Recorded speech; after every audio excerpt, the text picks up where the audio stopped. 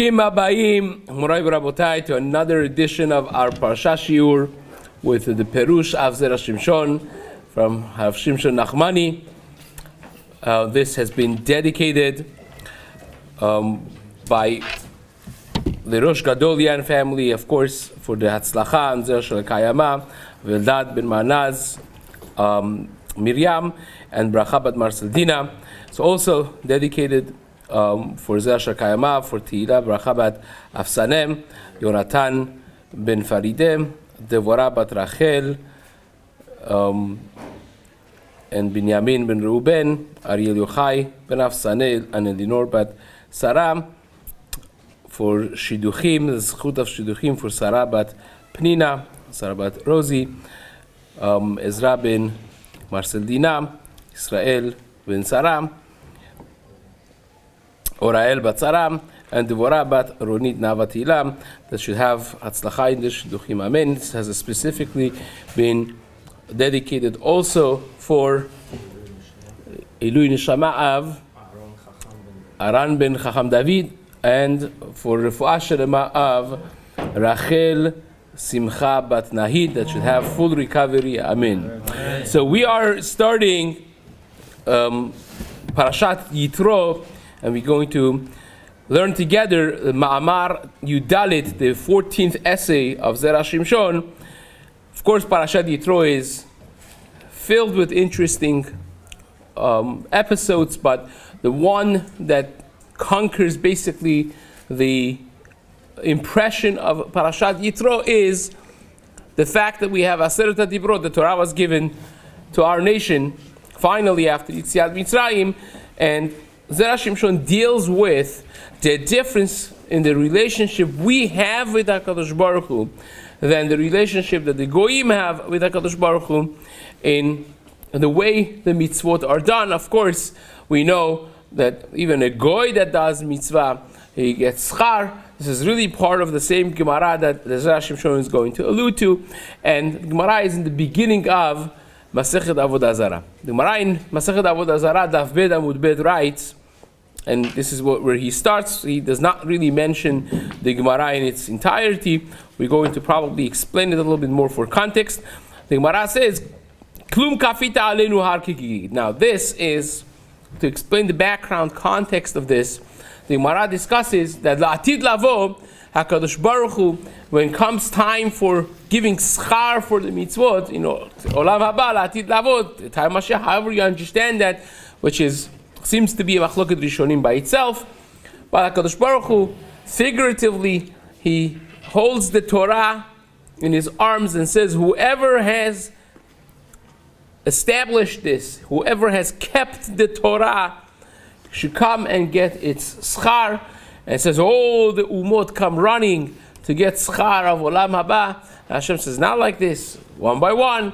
And Rome, the Romans, because they are the largest, the strongest, and the also everlasting until the time of Mashiach, says the Gemara.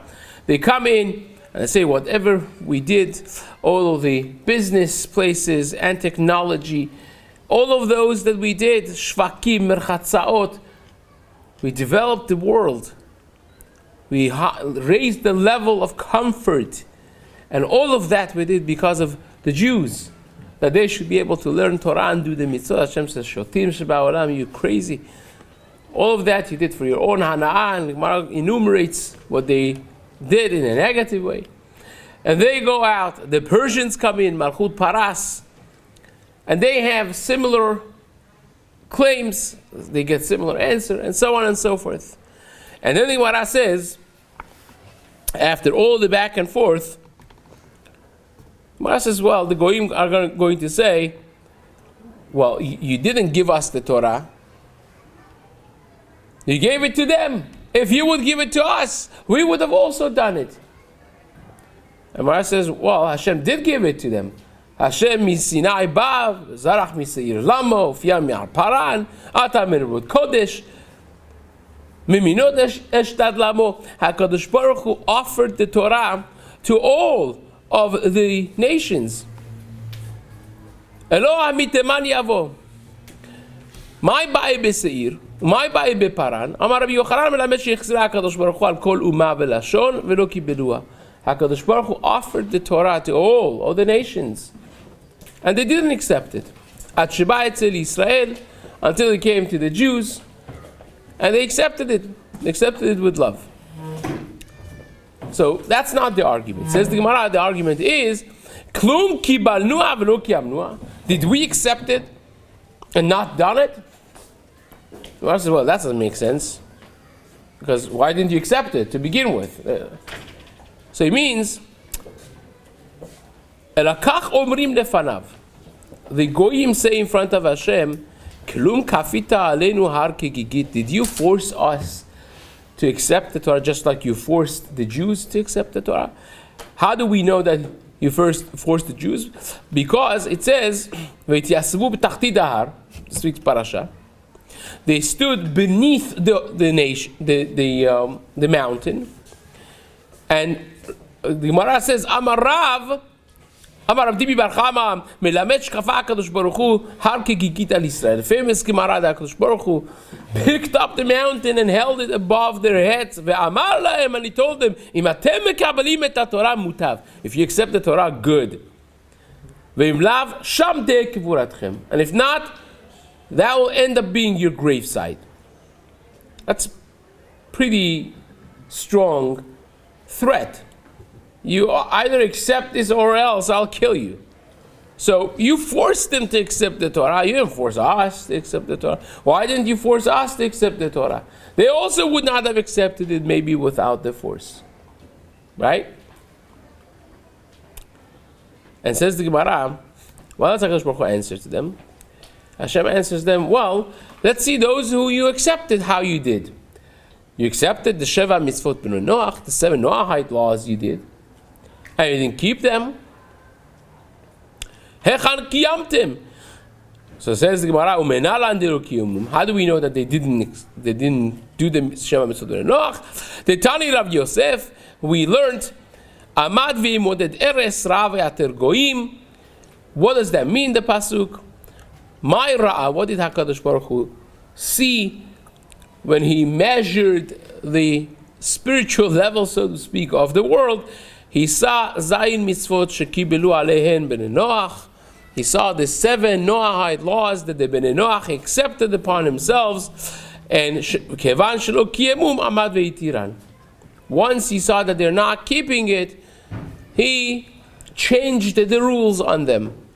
The Gemara says. Now the Gemara goes back and forth. What exactly he changed? The Gemara's maskara is that they are going to be like a metzuveh she'eno metzuveh ve'oseh. That even if they do the mitzvot, they get very minimal schar, like a person that is not commanded on those mitzvot. Fine. Then the goyim say it's like they don't want to give it up because this is everything hinges on this. This is the end of time. So they say, Omrim lefanav, Kelum yesh av. How do you know that the Jews did it? Maybe the Jews also didn't do the mitzvot, the Sheva mitzvot b'nei Noach. Hashem says, no, I testify that they did it. So, well, with all due respect, you love the Jews. You call them Beni Bechori Israel. A father cannot really testify on the son. You're biased. He says, okay, Shamayim v'aris are going to testify. The heaven and the earth. Right? Ha'azinu hashamayim v'ata tishma haaretz imre piyeh. Rashi says Hashem is using them as edim. The goyim say no, they can't either because the world stands now. In the time of future in Olam Haba, everyone knows that the world stands on Torah. Even the goyim know it. They see it in retrospect, and they say, well, the world stands. The shamayim v'aretz are there only because there is Torah.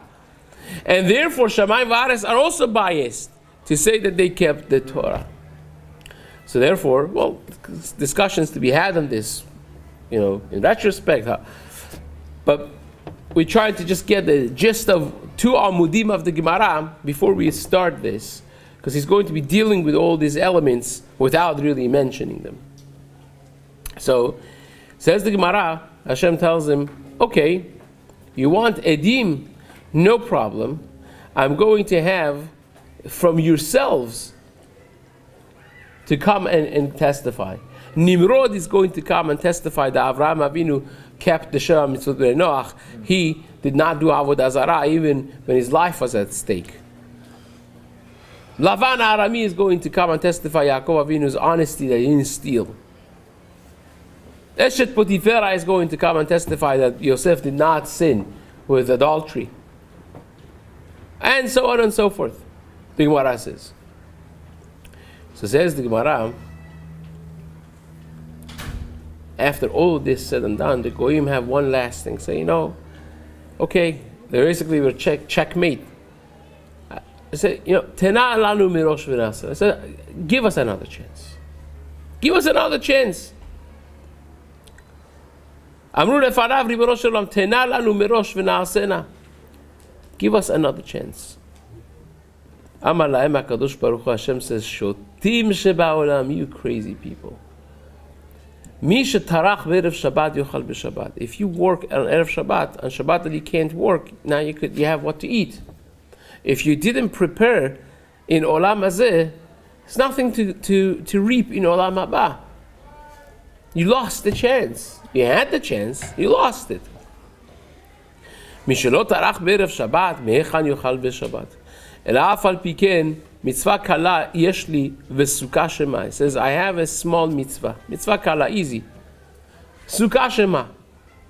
Go build sukkot. Gives them another chance. And all of them excitedly go out. They build a hut on top of their buildings. לכו ועשו אותה. So first Gemara asks, says, how can you say such a thing? You can't, the Rabbi Yeshua Levi says, "Asher achim etzavecha hayom la'asotam, v'lo machal la'asotam." You can't do them in olam haba anymore. So says the Gemara, "Ela she'ena HaKadosh Baruch Hu ba bitrunya im beriota." Hashem doesn't want to be brutal, so Hashem gave them another chance. So why is he calling it mitzvah kala? What's an easy mitzvah? Light mitzvah? Because there's no money that you have to spend. You take some board, some wood, some leaves, easy to do. Now we'll get to that in a few moments.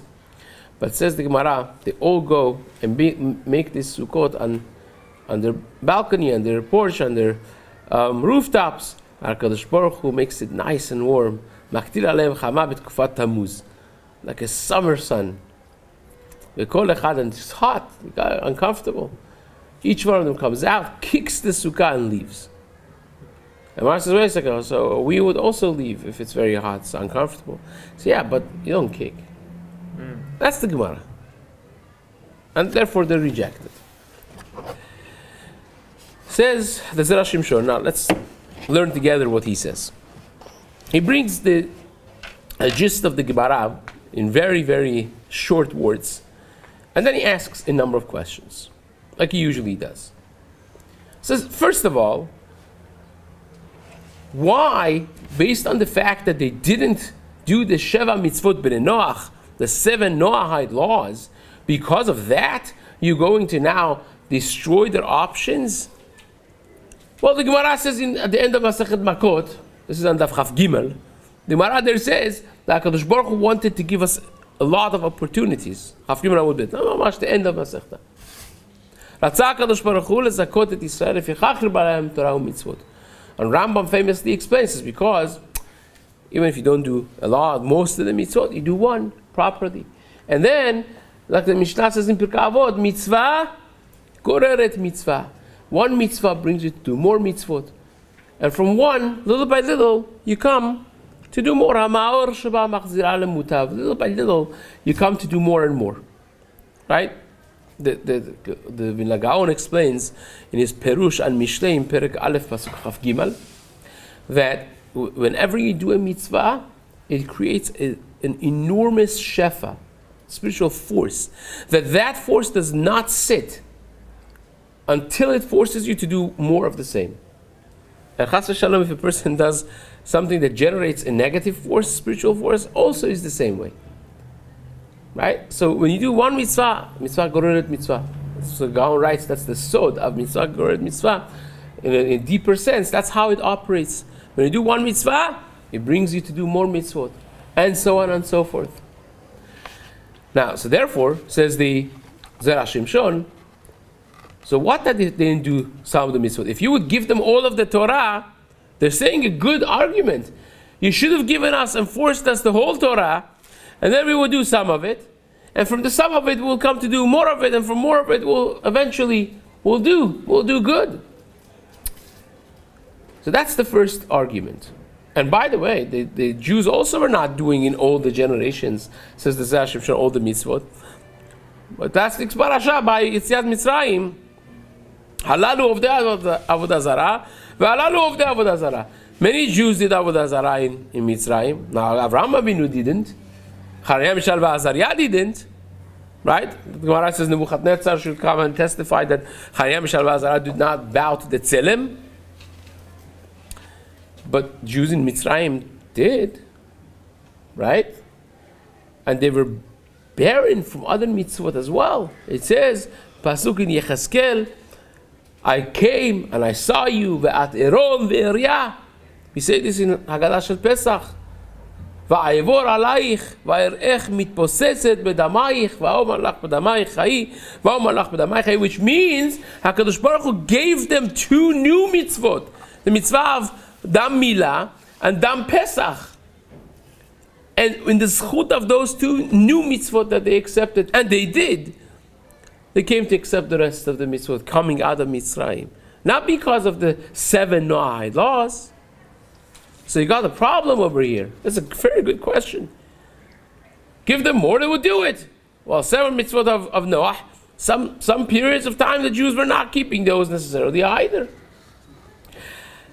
Furthermore, he says a second question. The mitchila umot omrim sheYisrael lo kiemu v'achar kach shamu shekiemu ota. They say, the Goyim say, well, give it to us. The Jews also did not keep the mitzvot. Then when Hashem says, no, I have edim, I have testimony that they did, they say, well, give it to us from the beginning. Give us another chance. If give us another chance is a good argument, why don't they say it in the beginning? Just ask for another chance. And from the answer that HaKadosh Baruch Hu gives them, shotim, are you crazy? Seems like it was not a good question. Give it to us from beginning is not a good question. It's not. And the maskara of the Gemara is, only because Hashem does not want to be cruel, He gives them another, not because they deserve another chance. You would not give them another chance. Right? And therefore, the question begs, what were they thinking in the beginning, and what changed at the end? In the beginning, they thought that this is not a good argument, and at the end, it becomes a good argument. How did that work exactly? What is, if this is not really deserving, why are they asking for that? Right? What's the logic behind the ask? And the third question would be that if really someone that did not work on Erev Shabbat doesn't get to have something on Shabbat, if you didn't prepare, you don't get. If that's the truth, which is, then my kama lahem afal pichen. What is this bending the rules of saying, well, even with all of that, I'll give you another chance? Why would you give them another chance? What does it mean that Hashem is not cruel? It's the day of judgment. It's Yom Adin. It's not a matter of cruelty. It's a matter of justice. So they should get justice. If they don't deserve it, they shouldn't get it. What is this bending the rule doing over here? And the fourth question is, he gives them mitzvah of sukkah. Why not tefillin? Why not Shabbat? Why sukkah? There are a lot of mitzvot that they don't have chisaron kis. Give them a different. Why sukkah bedavka? And the fifth question, final question. He says, Lama maktir aleim chama. If you already gave them the mitzvah, why are you making it hot? Why are you making it hard for them?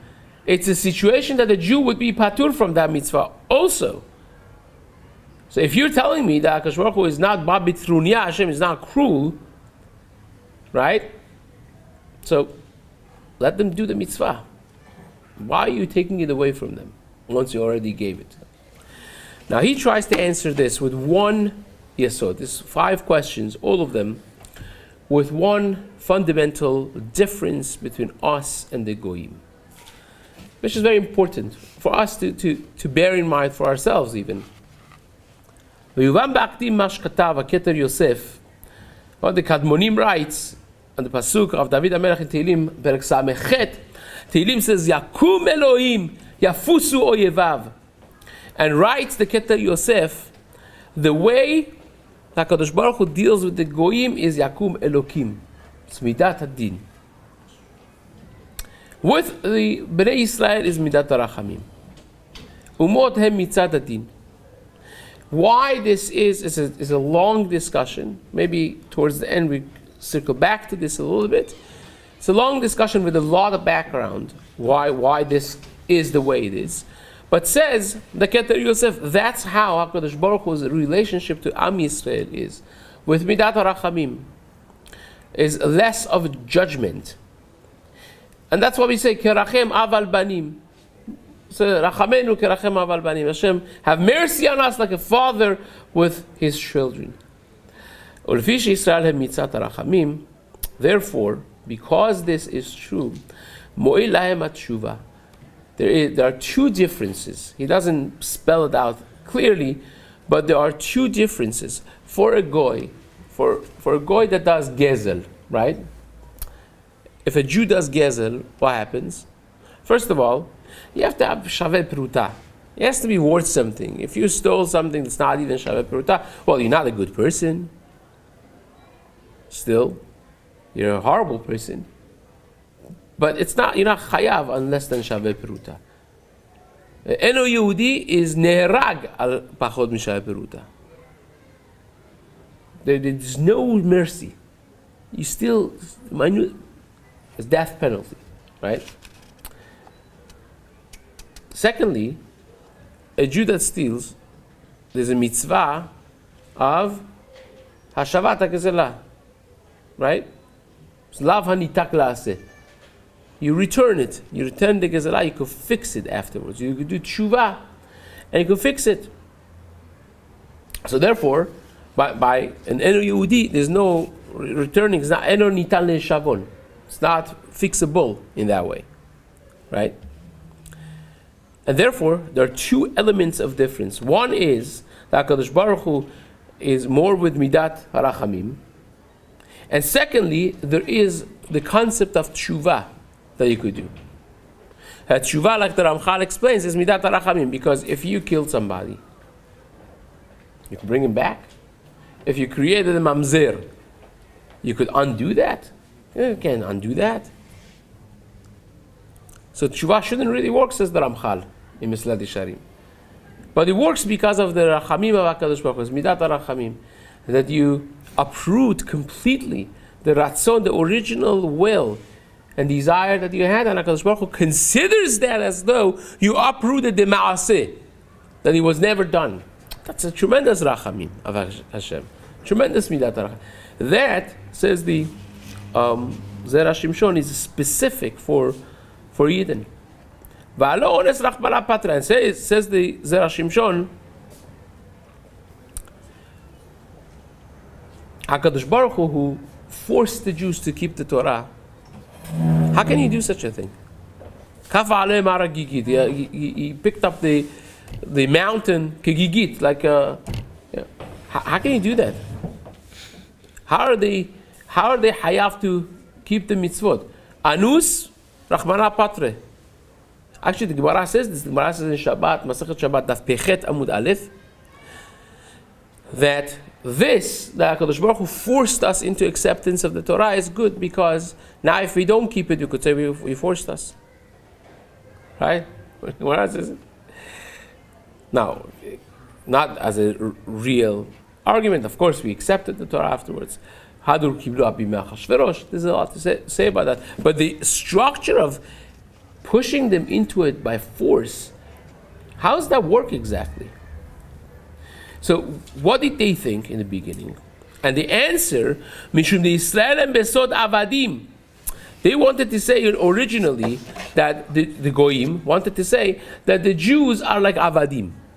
An Eved, there's no Tanat Ones. You can't say I was forced. You're supposed to do it, even by force, right? But like he himself explains elsewhere earlier in this week's parasha, over there it says, based on Gemara in Masechet Shabbat Daf Pechet Amud Bet, that every dibur that HaKadosh Baruch Hu said, the neshama of Am Yisrael came out, and then Hashem had to be mechayeh hametim. And it says the Zera Shimshon earlier on that when HaKadosh Baruch Hu did Tchiyat hametim, he gave them a new neshama. They ended up being more pure, different human beings than when they started. This different neshama came. Like by Yitzchak Avinu, that by Akedah he got a new neshama, and now he could have children. Before, and he couldn't have children. We discussed this before, right? But now the Jews says Hashema, every neshama was a new neshama based on the Gemara in Shabbat Daf Pechet Amud Bet. So they were banim, not like avadim. They were like banim. And therefore he says, now we could answer all the questions. Now let's learn the Gemara together, based on this fundamental difference. He says, with this we could understand. How so? That because in the beginning HaKadosh Baruch Hu says to the Umot HaOlam, any person that learned Torah, come and get the schar. And the Goyim answered, they say, well, you didn't force us. You forced the Jews. We would have accepted it if you forced us with the har gigigit. And then the HaKadosh Baruch Hu answers them, Shelo kimu sheva mitzvot, that you didn't keep the seven mitzvot, original 7 mitzvot. And don't tell me that if I would have given you more mitzvot, mitzvah goreret mitzvah like why the Jews, because you don't have that. That they could not do some of the mitzvot and then fix it, do tshuva and midat harachamim, that's specific for Yidden, for Bnei Israel. By a Eno Yehudi that does an Avera, there's no fixing it afterwards, it's doomed. So if you didn't do 7 mitzvot of Bnei Noach, you could not have gotten the 613 and say, oh, we'll do 2 of the 613, and then from that it will grow little by little, and then we'll fix the fact that we didn't do the previous ones before, and we do. There's no such a thing. That's only for banim. It's only for those who are subject to midat harachamim. We'll get to that in just a moment. Something that he doesn't explain, and I think it's crucially important to be explained. They say, well, the Jews also did not do 7 mitzvot of Bnei Noach. And therefore there's no difference between us and the Jews, say the Goyim. The Jews should be more punished from the rest of the nations. They could have done a little bit of it, right? And they didn't. Especially with Teshuvah. And HaKadosh Baruch Hu answers, he says, no, they did it. Yeah, you have here and there maybe, but Avraham Avinu, all the leading figures, Yitzchak, Yaakov, the Shvatim, Yosef, Charem Yisrael, Azariah, Daniel, right? That the Belshazzar should come and say that he wasn't even mebatel mitzvah of tefillah. That now, according to everyone, is the oraita. So it says the Zera Shimshon, Uchshemodi'im umot shakadosh baruch hu makpid. When they see that Hashem protects the Jews and has testimony that they kept the Sham Mitzvot Bnei Noach, then they say the following. It says, you see that Tanat Ones doesn't work. ועל כורכך צריך לומר שאף הם במדרגת עבדים, ומעתה שנתת תורה ותשובה לישראל, אף על פי שהיו במדרגת עבדים. Even though that they're in מדרגת עבדים, that they don't have Tanat Ones, so he still gave them the Torah. After all that, give it to us as well. And HaKadosh Baruch Hu, ואף על פי דקיים עלן, מי שטרח בערב שבת, הקיים עלן נמי דמי שאינו יכול לטרוח בערב שבת. The Goyim are saying, well, we couldn't work on Erev Shabbat. You're telling me that whoever didn't work on Erev Shabbat doesn't have on Shabbat? We couldn't work on Erev Shabbat because he didn't give us all the mitzvot. So it says HaKadosh Baruch Hu, you're shotim shba'olam. Because even according to your argument, you won't get all the Taryag, you'll get just the 7 mitzvot Bnei Noach. Ela kedeh parasato, you can work only a little bit. Only mikzat of the mitzvot. But he says, even that you didn't do.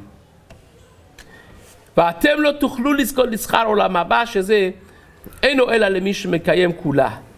עולם הבא you're not going to get. But you want to get a little bit. אלא אף על פי כן, לפי שאתם באים מכוח הדין של שבת. Once you're coming based on the הלכה of מי שטרח בערב שבת, אני אתן לכם מצווה קלה. I'll give you a little mitzvah. Right? Because now that's like din. You're saying, well, we should at least be getting a little bit, like a person that's stuck, can't work on Shabbat, doesn't know when Shabbat is, right? What's the halacha? If you're in the middle of a midbar and you don't know what day is Shabbat, right? So what do? For working, you have to work to eat, right? You don't know what day is Shabbat. So every day, the halacha is every day you do enough work to be able to eat that day, and that's it. And tomorrow you couldn't work from yesterday for today because maybe it's Shabbat yesterday. So tomorrow, so every day you work. So it comes out that even on Shabbat it's mutar for you to work a little bit for that same day because you don't know where Shabbat is. That's the whole argument of the goyim. Gets a little yeshivish over here, a little lamdish, but that's the argument. So Hashem says, okay, I'll give you a mitzvah, a little mitzvah. I'll give you sukkah. But says the Zera Shimshon, that's why Hashem gave them sukkah, because sukkah has to be silata meruba mechamata. The shade has to be more than the sun, and shade and sun, it corresponds with rachamim and din, right? And that's why he says for them it will be. That's the mitzvah that they got, because for them is the primary thing is din. For us, the primary thing is rachamim. That exact difference makes the difference over here as well. Now, I want to just add a little bit to this. Towards the end, there is a beautiful essay from Reb Chaim Shmuel Ebbes. I think in the new ones, they printed it in Perek Samech Vav, Siman Samech Vav. In the earlier prints is much earlier. And he explains a fundamental difference.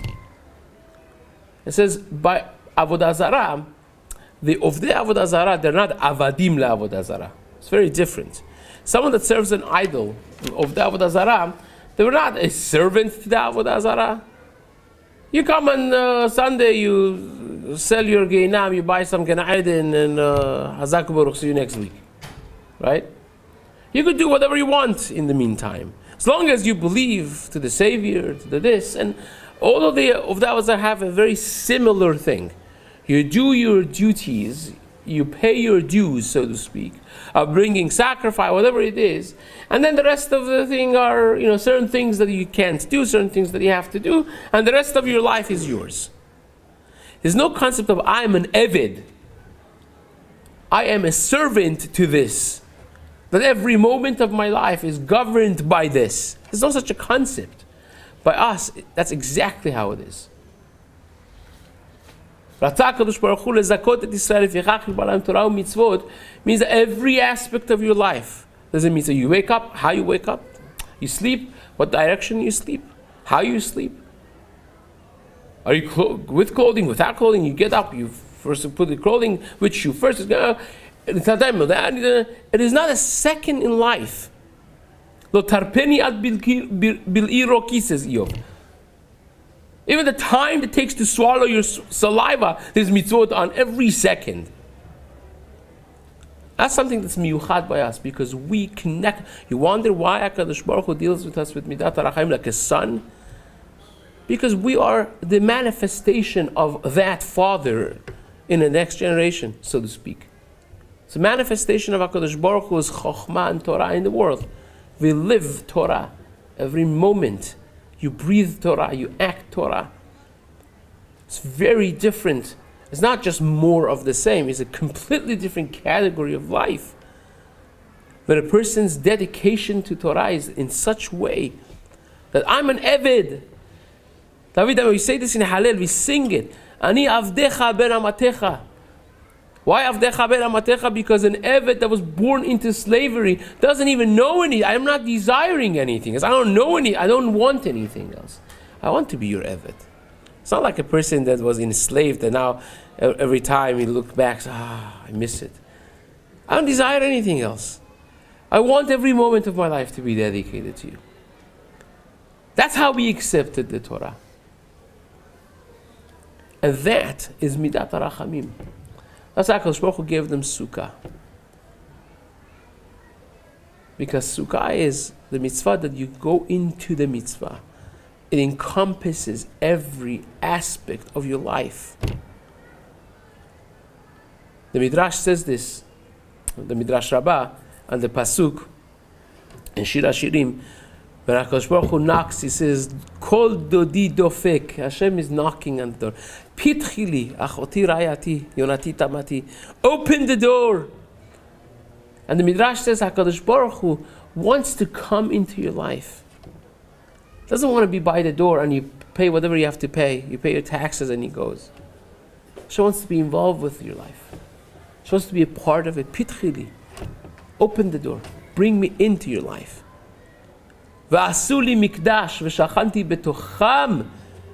And the Gemara says, it doesn't say betocho. It says, build me a tabernacle, a mikdash, that I shall live amongst them. The Gemara says, well, betocho you should say. Grammatically correct, says, build me a building, I will dwell in it. It says, in them. The Chazal tell us, in them, in every heart of every man and man. That the ultimate thing is to bring the mikdash inside our homes. Like the Ramban says, building the mikdash was supposed to duplicate. The pinnacle of that is that the house of every person becomes like Avraham, Yitzchak, and Yaakov. Avraham, Yitzchak, Yaakov, they had it in their ohel. Says the Ramban, now we couldn't have that, so we built a building at least to focus on it. But the same three nisim and elements of Shekhinah, you had it on the ohel of Avot and Imahot. There was an Anan HaKavod on above, hanging on top of their ohel.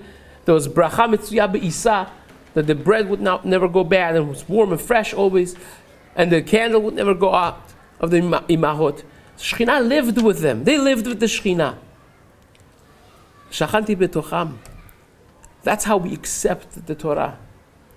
And HaKadosh Baruch Hu, because of that, deals with us with Midat HaRachamim. He says, mitzvah goreret mitzvah. You do one, you start with small, and it grows, it becomes bigger. You could do tshuva, you could fix it, even if you didn't do it.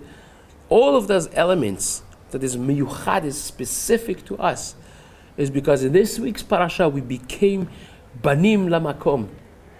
We became the children of HaKadosh Baruch Hu. Because we love it.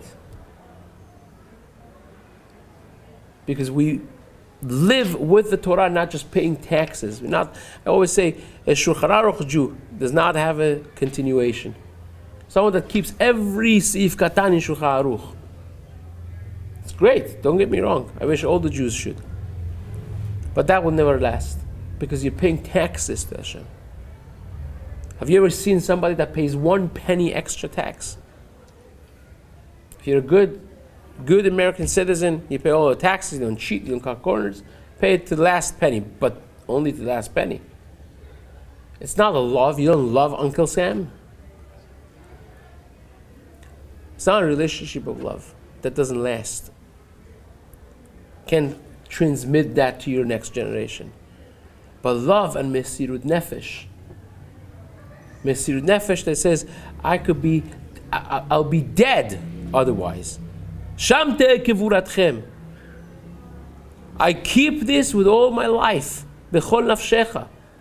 And that's the analogy of kaf alehem har kigigit. And that's something that is so elevated.